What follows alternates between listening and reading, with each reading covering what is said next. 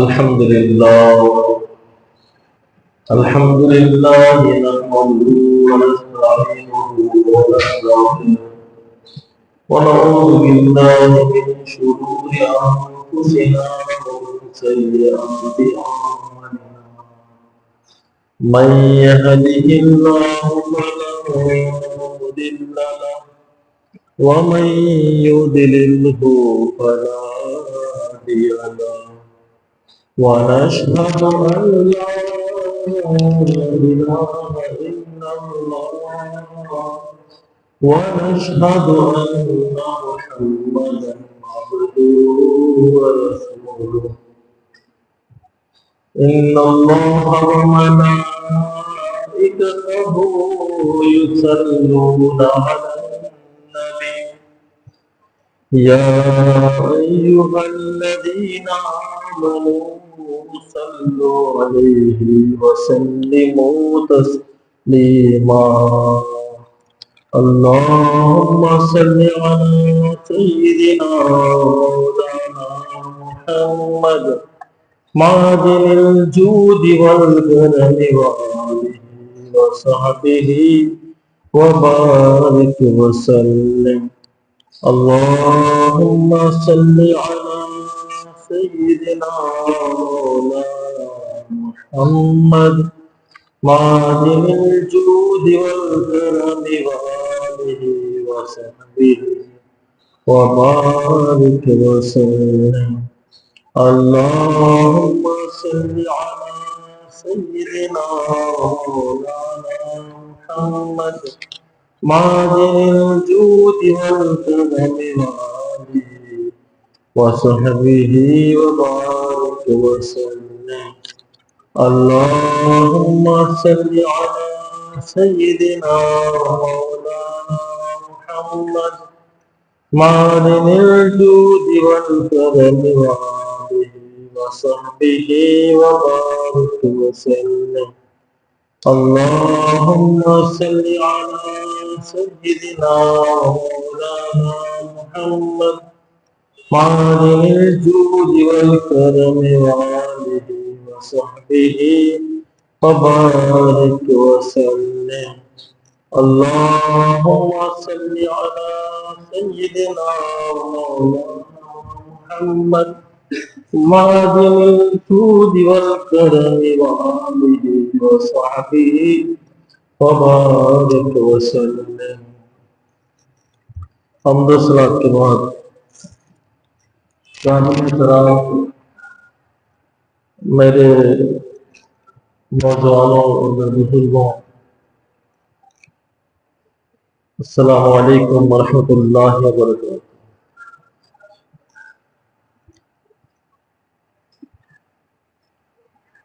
اللہ تبارک و تعالی قرآن مجید برہان رشید میں ارشاد فرماتا ہے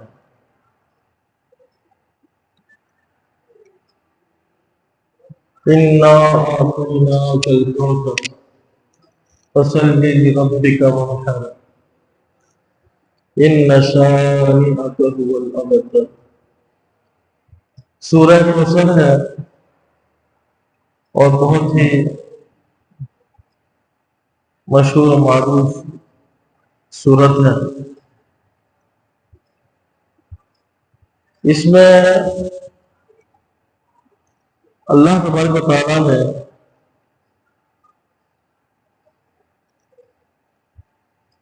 حضور پاک علیہ السلام سے ارشاد فرمایا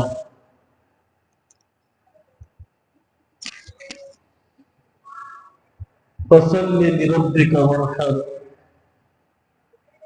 اے حبیب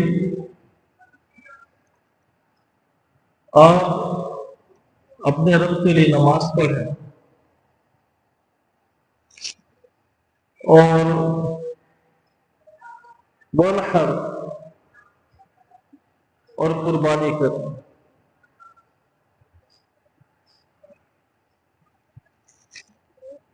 چونکہ اگلا جو مہینہ ہے یہ مہینہ قربانی کا مہینہ ہے، تو قربانی سے متعلق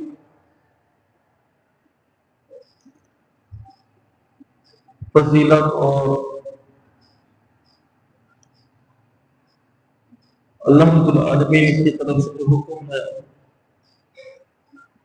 وہ آپ کے سامنے رکھنا مقصود ہے کہ قربانی جو ہے وہ ایک اہم ترین فریضہ ہے دین اسلام کا، کہ اللہ تبارک و تعالیٰ نے مسلمانوں پر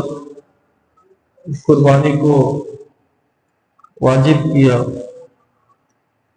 اور لازم کیا، تاکہ اہل ایمان جو اس کے فضائل و برکات ہیں وہ حاصل کر سکے۔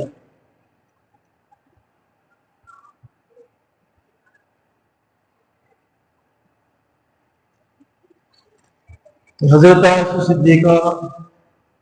رضی اللہ تعالیٰ عنہا سے روایت ہے کہ رسول کریم علیہ السلام نے ارشاد فرمایا کہ ما عمل ابن آدم من عمل یوم النحر احب الی اللہ من احراق الدم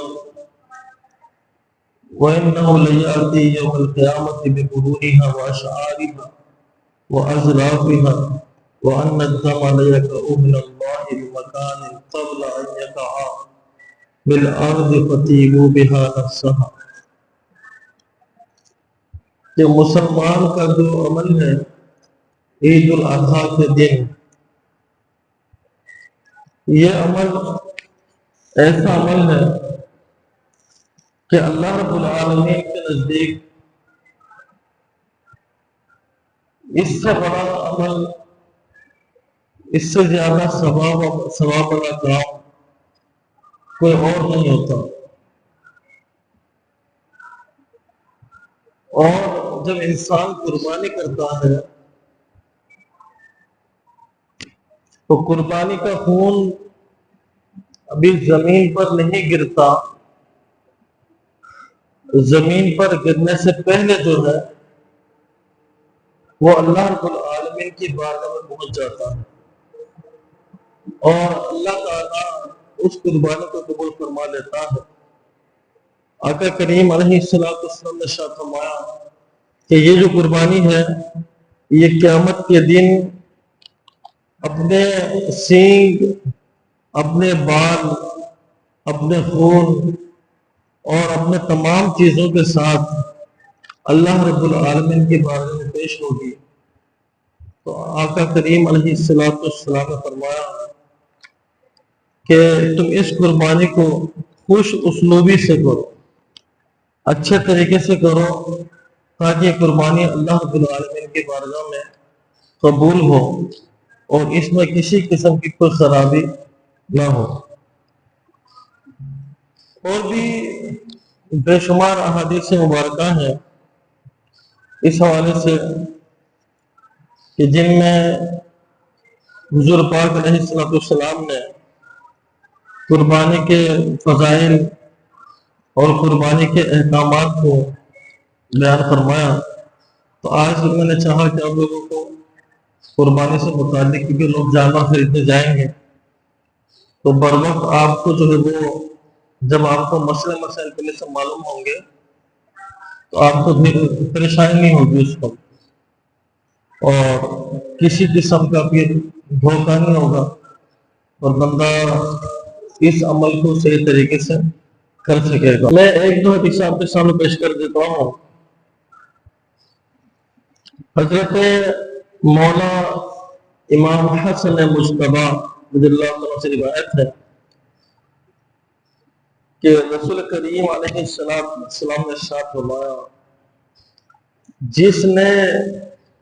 خوش دلی سے، خوشی کے ساتھ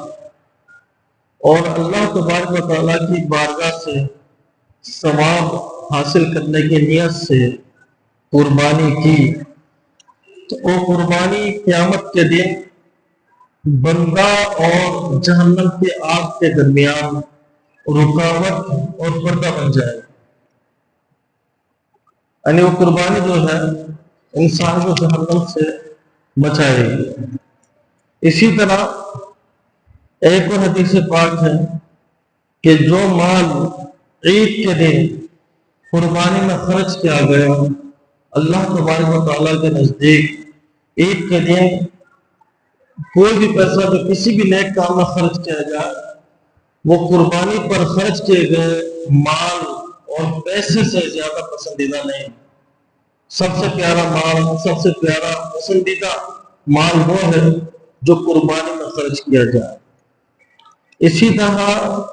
نبی پاک علیہ السلام نے ارشاد فرمایا، جس بندے کے پاس قربانی کرنے کی طاقت ہو اور وہ قربانی نہ کرے، وہ ہماری عیدگاہ کے قریب نہ آئے۔ اسی طرح نبی کریم علیہ السلام نے سے جب پوچھا صحابہ کرام نے رسول اللہ یہ قربانی کیا ہے، تو آقا کریم علیہ السلام نے ارشاد فرمایا،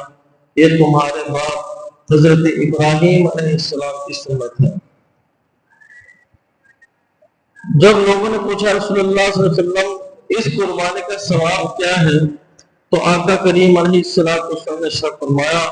کہ ہر بال کے بدلے میں نیکی ہے۔ جو قربانی کا جو جانور ہے اس کے ہر بال کے بدلے میں نیکی ہے۔ پوچھا رسول اللہ جانور اگر اون والا ہو، فرمایا کہ اون جو دمبا وغیرہ ہوتا ہے اس کے بال کو اون کہتے ہیں، تو فرمایا کہ اس کے بال کے بدلے میں بھی ثواب ہے، نیکی ہے، ہر ایک عمل کے بدلے میں نیکی ہے۔ تو یہ میں نے آپ کے سامنے کچھ احادیث مبارکہ رکھی ہیں۔ تو قربانی کس پر لازم ہے، اور دوسرا یہ کہ کیا قربانی کی جگہ پر بندہ جانور کاٹنے کی بجائے کچھ صدقہ خیرات کر سکتا ہے؟ تو میں نے آپ کے سامنے حدیث پاک پیش کی ہے۔ اللہ کے رسول صلی اللہ علیہ وسلم کا واضح ارشاد ہے، واضح فرمان ہے، اور قرآن مجید میں وَانْحَرْ فَصَلِّ لِرَبِّكَ وَانْحَرْ انحر عربی زبان میں اس کا معنی ہے قربانی کرو۔ تو جب اللہ نے خود فرمایا قربانی کرو، اور رسول پاک علیہ السلام نے خود ارشاد فرما دیا کہ جو مال قربانی میں خرچ کیا جائے وہی اللہ کو سب سے زیادہ پیارا ہے، وہی اللہ کی بارگاہ میں سب سے زیادہ پسندیدہ ہے، تو پھر اگر کوئی شخص قربانی کے بجائے مال صدقہ کر دے تو اس کو قربانی نہ کرنے کا گناہ ملے گا۔ جو واجب ہے وہ اس کا ادا نہیں ہوگا، وہ اس کے ذمہ میں رہ جائے گا، اور قیامت کے دن اس کا جواب دینا ہوگا۔ یہ تو ایک مسئلہ ہے جو میں نے کو بتا دیا۔ دوسرا مسئلہ یہ ہے کہ قربانی کس پر فرض ہے اور کس پر واجب ہے۔ قربانی جو ہے وہ ہر مسلمان جو عاقل ہے، عقل مند ہے، پاگل نہیں ہے، بالغ ہے، صاحب نصاب ہے، یعنی اتنا پیسہ ہے جتنے پیسے پر بندے کی زکوٰۃ فرض ہوتی ہے۔ تقریباً آج کے اس دور میں 1 لاکھ سے اوپر پیسہ بنتا ہے، تو اگر بندے کے پاس 1 لاکھ روپیہ تو احتیاطاً قربانی کر دے۔ تو فرق یہ کہ زکوٰۃ اور اس میں قربانی میں زکوٰۃ کے لیے ضروری ہوتا ہے کہ اس مال کے اوپر 1 سال گزرے، 1 سال۔ اب ایک بندہ ہے جو غریب تھا، پیسہ سے نہیں اس کے پاس، اس نے کسی جانور میں حصہ ڈال دیا یا جانور خرید کے لیے کرا دیا، عید کے دن اس نے قربانی کر دی۔ قربانی کرنے کے بعد، کیونکہ عید کے 3 دن قربانی کر سکتے ہیں، پہلے دوسرے تیسرے دن، تیسرے دن عصر کے ٹائم جا کر اس کے پاس اتنا پیسہ آ گیا جو نصاب کے برابر ہے، 52.5 تولہ چاندی کی قیمت ہوتی ہے، یہ تقریباً اگر 2000 روپیہ تولہ ہو تو پھر یہ 1,04,000 بنے گا، یا زیادہ تو یہ 1,50,000 تک بھی میرے خیال میں ہے یہ ریٹ۔ تو وہ ریٹ گوگل میں سرچ کریں گے تو سامنے آ جائے گا کہ چاندی کا کیا ریٹ چل رہا۔ تو فرض کرے بندے کے پاس 1.5 لاکھ روپے آ گیا عید کے تیسرے دن عصر کے ٹائم، تو جو اس نے قربانی کی تھی اس کے پاس پیسہ نہیں تھا، اسے قربانی کر دی۔ جب پیسہ نہیں ہے تو قربانی اس پر لازم نہیں تھی، فرض نہیں تھی، واجب نہیں تھی، تو اس نے قربانی کر ڈالی، نیکی کا کام کیا، ثواب ملا۔ اب جب تیسرے دن عصر کے ٹائم جب اس کو پیسہ آ جاتا، اب قربانی پر واجب ہو گئی، اب واجب ہے۔ جو اس سے پہلے جب واجب نہیں تھی، پیسہ تو تھا نہیں اس کے پاس، تھوڑا پیسہ تھا 50,000 روپیہ، تو اسے قربانی کر دی۔ اب پیسہ اتنا آ گیا کہ جو نصاب کے برابر ہے، جس پر زکوٰۃ فرض ہوتی ہے، اتنا پیسہ آ گیا، اب اس کے اوپر شرعی طور پر قربانی واجب ہو گئی ہے۔ جو پہلے کی وہ نفلی قربانی تھی، اب اس کو قربانی کرنی پڑے گی۔ یعنی سورج ڈوبنے سے 1 سیکنڈ پہلے بھی بندے کے پاس اتنا پیسہ آ جائے تو قربانی واجب ہو جائے گی۔ اب وہ جانور خریدنے کے لیے جائے گا تو ٹائم تو نکل جائے گا، اب اس کو کیا کرنا ہوگا؟ جو بندہ کسی وجہ سے قربانی نہ کر سکا، مثال کے طور پر کسی بندے کو پیسہ دیا کہ میرا حصہ ڈال دینا، اس سے حصہ نہیں ڈالا، پیسہ کھا گیا ہو، یا کوئی اور مسئلہ آ گیا، بندے پر قربانی واجب تھی جو وہ نہیں کر سکتا، کسی ایسے اس طرح کا کوئی اس کے ساتھ کوئی دھوکہ ہو گیا، یا جانور جو تھا وہ ایسا تھا کہ اس کی قربانی نہیں ہو سکتی تھی، عید کے دن گزر گئے، اب وہ کیا کرے؟ اب اس کے لیے ہے کہ جانور کی کے ایک حصے کی جو قیمت ہے، جو پیسہ بنتا ہے، اتنا پیسہ کسی مستحق فقیر کو دے دے، مالک بنا دے، تو اس سے یہ کہ اس کا جو اس پر جو واجب جو تھا وہ اس کا ختم ہو جائے گا اور فرضیت اس کی ادا ہو جائے گی۔ یہ اس وقت ہے کہ جب کسی دھوکے کی وجہ سے کسی اور ایسا کوئی مسئلہ آ گیا تو قربانی نہیں کر سکا، جان بوجھ کر قربانی نہ کرنا یہ گناہ ہے، اور قربانی کا کوئی نیم البدل نہیں۔ ٹھیک ہے، یہ ایک مسئلہ ہے یہ جو آپ کو سمجھنا ہوگا، ٹھیک ہے۔ اچھا، اسی طریقے سے قربانی میں یہ بھی ہوتا ہے، اب عورت ہے،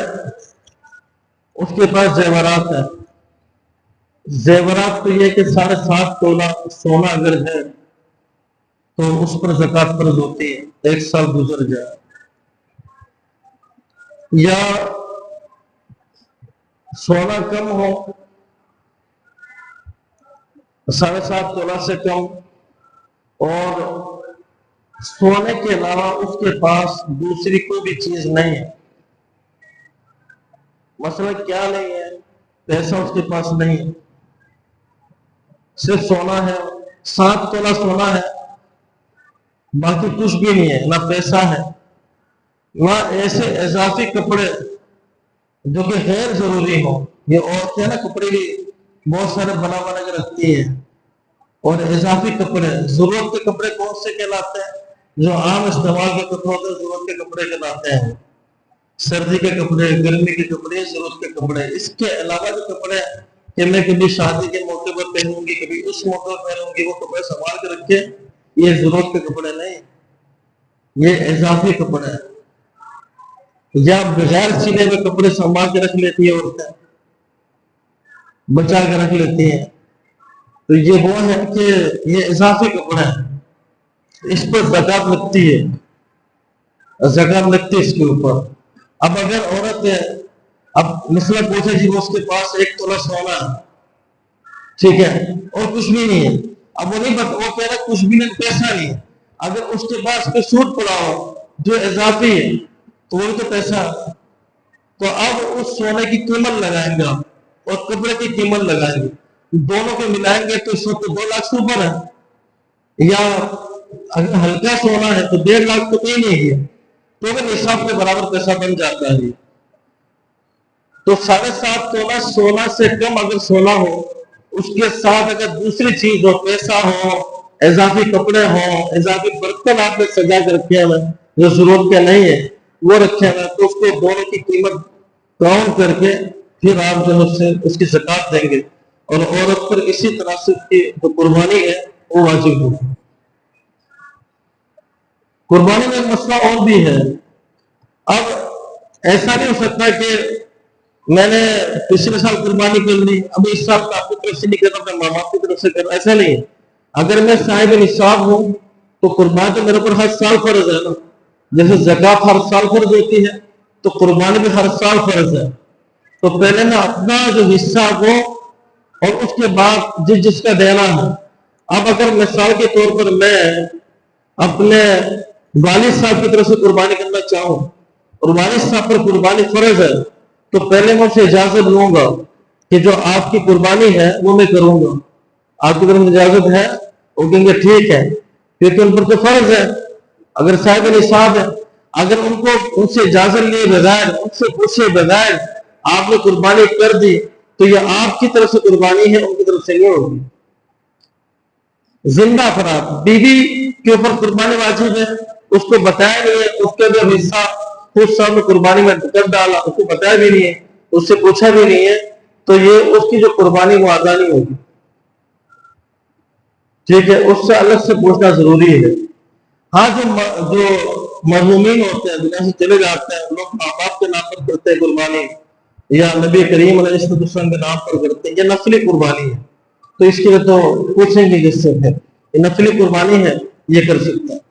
ٹھیک ہے۔ ٹائم ختم ہو گیا، بس میں نے چاہا کہ آج ٹائم پر جو جماعت کھڑی ہو۔ باقی جانوروں کے حوالے سے میں ایک تو مسئلہ آپ کو پتا جو بڑے اہم ضروری ہے، جانوروں کا یہ ہوتا ہے کہ یہ لوگ کیا کرتے ہیں، جانور والے وہ سینگ کو توڑ دیتے ہیں جانور کو دکھانے کے لیے، جو بچہ ہے یہ کم عمر ہے دکھانے کے لیے، اگر سینگ ٹوٹا ہوا ہو، دیکھیں اگر گائے ہے، بھینس ہے، بیل ہے، تو اونٹ ہے، تو 2 سال کا ہونا ضروری ہے، یہ تو ٹائم 2 سال، اور اس کی نشانی کے 2 دانت بڑے ہوتے ہیں تو نشانی ہے، ٹھیک ہے۔ اب ہم سے پوچھیں گے آپ کو کیا بتائیں گے، یہ بتائیں گے، ٹھیک ہے، وہ باقی بندہ خود اپنا دماغ لگاتا ہے۔ تو جانور خریدتے وقت آپ دانت بھی چیک کریں، آنکھیں بھی چیک کریں، کان چیک کریں، اور اس کے پاؤں کے کھر چیک کریں، اگر دودھ والی گائے ہے تو اس کا تھن چیک کریں، تھن ناکارا خشک نہ ہو گیا ہو، بیکار نہ ہو گیا ہو، اس کو آپ چیک کریں، صحیح ہے، اس کی عمر آپ دیکھیں۔ اب سینگ جو ہے توڑ دیا لیکن زخم نہیں ہے، سیٹ ہے بالکل، زخم اگر نہیں ہے تو پھر اس کی قربانی ہو سکتی ہے، جائز ہو۔ اگر زخمی ہو، زخم اوپر ہو، سینگ توڑنے کے بعد